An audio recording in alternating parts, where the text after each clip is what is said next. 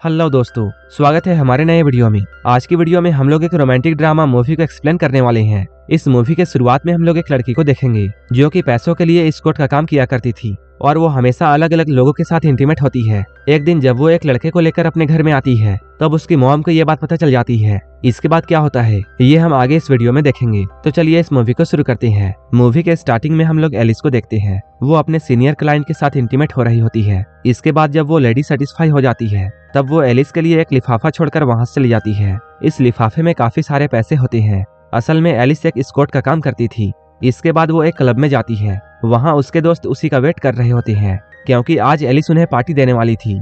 इसी क्लब में एलिस एक लड़के को देखती है और वो लड़का भी एलिस को ही देख रहा था। इसके बाद एलिस के दोस्त उसे उस लड़के से बात करने के लिए फोर्स करते हैं। दोस्तों की बातों को सुनकर एलिस लड़के के पास जाती है। इसके बाद हम लोग इन दोनों को रोमांस करते हुए देखते हैं।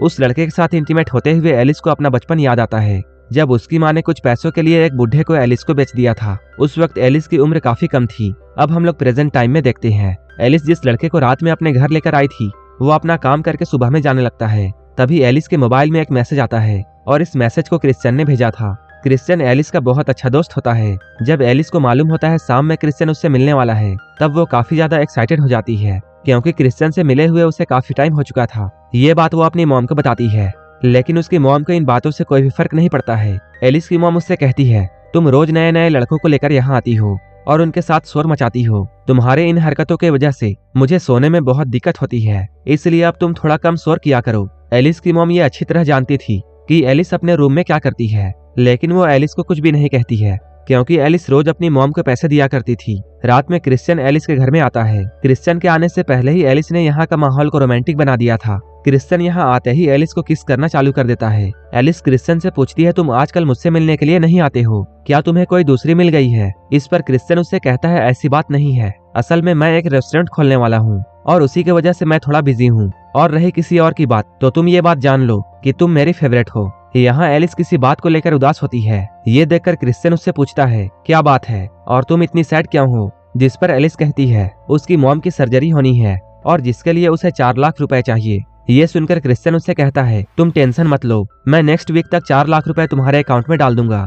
ये सुनते ही एलिस मुस्कुराने लगती है। इसके बाद ये लोग यहाँ पर घपाघप करते हैं। एक बार एलिस अपने दोस्त मिचेल के साथ एक क्लब में जाती है। यहाँ बहुत से लड़के बिना कपड़ों के होते हैं और वो लोग डांस करके लड़कियों को अपने जलवे दिखा रहे थे। यहाँ पर एलिस की मुलाकात नील से होती है। नील उससे पूछता है, तुम क्या करती हो? एलिस उससे कहती है, वही जो तुम करते हो, लेकिन मेरे पैसे थोड़े ज्यादा हैं। ये सुनते ही नील एलिस को अपना प्राइवेट पार्ट निकाल कर दिखाता है। एलिस ने अपने पूरे लाइफ में ऐसा भयानक अनाकोंडा नहीं देखा था और वो नागराज को देखकर काफी एक्साइटेड हो जाती है। इसके बाद हम लोग दोनों को बाथरूम में घपाघप करते हुए देखते हैं। रात भर एंजॉय करने के बाद एलिस अपने घर में आती है। तब एलिस की मॉम उससे 50,000 रुपए मांगती है। एलिस अपने मॉम से कहती है, मैंने कल ही आपको 10,000 रुपए दिए थे। जिस पर उसकी मॉम कहती है, मैं वो पैसे जुए में हार गई और अब मुझे और भी पैसे चाहिए। असल में एलिस की मॉम को गैम्बलिंग की आदत थी और एलिस ने क्रिश्चियन से जो 4 लाख रुपए मांगे थे वो भी एलिस ने क्रिश्चियन से झूठ बोलकर मांगे थे ताकि वो पैसे एलिस अपनी मॉम को दे सके और उसकी मॉम अपना कर्जा उतार दे। एलिस जब अपनी मॉम को पैसे देने से मना करती है तब उसकी मॉम उसे थप्पड़ मारते हुए ये कहती है,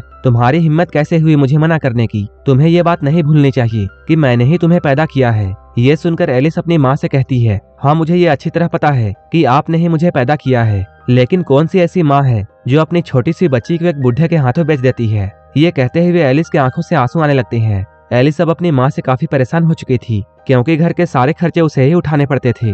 इसके अलावा उसे अपनी मॉम को भी अलग से पैसे देने होते थे, जबकि उसे अपनी मॉम की तरफ से कोई भी सपोर्ट नहीं मिल रही थी। एलिस जो भी पैसे अपनी मॉम को दिया करती थी उसकी माँ उसे जुए में उड़ा देती थी। एलिस के मुंह से ऐसी बातों को सुनकर उसकी माँ इस घर से निकल जाती है। कुछ देर के बाद एलिस एक क्लब में जाती है। घर वाली बातों को वो अपने दोस्तों से कहती है। उसके दोस्त उससे ये कहते हैं, चलो ये तो अच्छी बात है, अब फाइनली तुम्हें आराम करने का मौका मिलेगा। एक दिन एलिस जिम में होती है, तभी वो यहाँ मार्कस से मिलती है। मार्कस एलिस का स्कूल फ्रेंड होता है। यहाँ वो मार्कस को मिचेल से मिलवाती है। मार्कस यहाँ एलिस से जॉब के बारे में पूछता है। इससे पहले कि एलिस अपनी स्कॉट वाली बात उसे बताती, मिचेल बीच में आकर ये कह देती है कि हम दोनों डिजिटल मार्केटिंग करते हैं।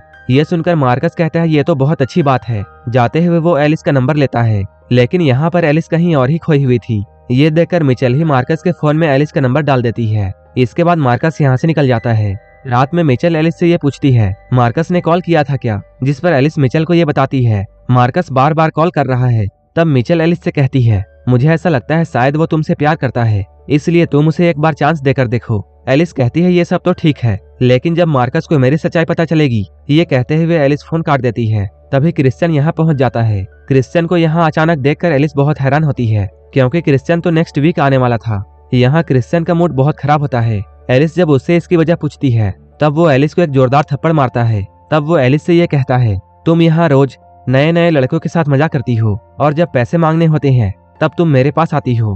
क्रिश्चियन को अभी ये बात पता नहीं थी कि एलिस स्कॉट का भी काम करती है। क्रिश्चियन एलिस के सारे खर्चे इसलिए उठाता था क्योंकि उसे ऐसा लगता था कि एलिस उससे प्यार करती है, और वो ये सोचता था कि आगे जाकर हम दोनों शादी करेंगे। इस बात को सोचकर क्रिश्चियन बहुत गुस्सा हो जाता है और वो एलिस को मारते हुए उसके साथ जबरदस्ती करने लगता है। तभी पीछे से एलिस की माँ आती है और वो चाकू मारकर क्रिश्चियन को मार देती है। ये देखकर एलिस काफी डर जाती है। तब एलिस की मॉम उससे कहती है, तुम परेशान मत हो, क्योंकि अब तुम्हें कोई भी तंग नहीं करेगा। इसके बाद ये दोनों जमीन को साफ करने में लग जाते हैं। अगले ही दिन ये लोग क्रिश्चियन के कार को लेकर एक गैराज में जाते हैं और वहाँ के मैकेनिक को पैसे देते हुए इस कार को डिसमेंटल करने के लिए कहते हैं। लेकिन गलती से एलिस का पर्स इसी गाड़ी में रह जाता है, जो कि बाद में उसी मैकेनिक को मिल जाता है। एक दिन वही मैकेनिक एलिस के घर में आता है। वहाँ वो एलिस के मॉम से ये कहता है, पुलिस उससे पूछताछ करने के लिए आई थी। एलिस की मॉम कहती है, पुलिस को कैसे मालूम चला? मैकेनिक कहता है, मैंने तो गाड़ी को डिसमेंटल कर दिया था, लेकिन उससे पहले ही किसी ने गाड़ी को वहाँ देख लिया था। एलिस की मॉम ये समझ जाती है मैकेनिक यहाँ पैसे मांगने के लिए आया है।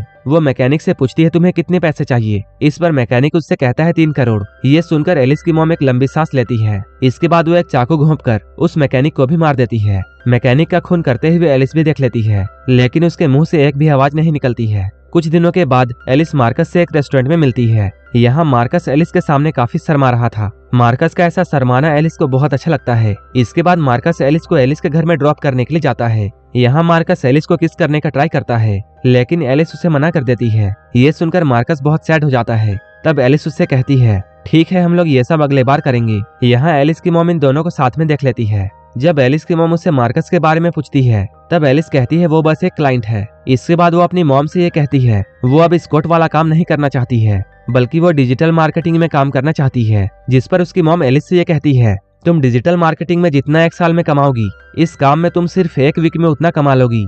इसलिए तुम अब अपना दिमाग चलाना बंद करो और जो जैसा चल रहा है उसे वैसा चलने दो। इसके बाद वो एलिस को एक बुढ़े के पास भेज देती है। उस बुढ़े के प्यास को बुझाने के बाद एलिस एक स्ट्रिप क्लब में जाती है, जहाँ वो नील से मिली थी। यहाँ से नील एलिस के घर में जाता है। रात में ये लोग भयंकर घपाघप करते हैं। रंगारंग कार्यक्रम खत्म करने के बाद ये दोनों वहीं पर सो जाते हैं। सुबह जब एलिस की नींद खुलती है, तब वो नील को देखकर चौंक जाती है, क्योंकि बाहर नील मरा होता है। उसकी मॉम ने नील को भी मार दिया था। असल में एलिस की मॉम ये नहीं चाहती थी एलिस स्कॉटिंग का काम छोड़े, इसलिए उसने नील के साथ ऐसा किया था। इसके बाद ये दोनों मिलकर नील की लाश को दफना देते हैं। इसके बाद एलिस मार्कस को कॉल करती है, लेकिन वो उसे कुछ भी नहीं बताती है और वो कॉल कट कर देती है। इसके बाद मार्कस मिचेल को कॉल करता है और वो एलिस के बारे में उससे पूछता है, लेकिन मिचेल को भी मालूम नहीं था कि एलिस के साथ में क्या हो रहा है। इसके बाद ये दोनों एलिस के घर में मिलने का प्लान करते हैं। इधर एलिस घर से निकलकर कहीं जाने वाली थी, तभी उसकी मॉम उसे रोकते हुए ये पूछती है, तुम कहाँ जा रही हो? ये सुनकर एलिस कहती है, मैं अपने क्लाइंट मार्कस के पास जा रही हूँ।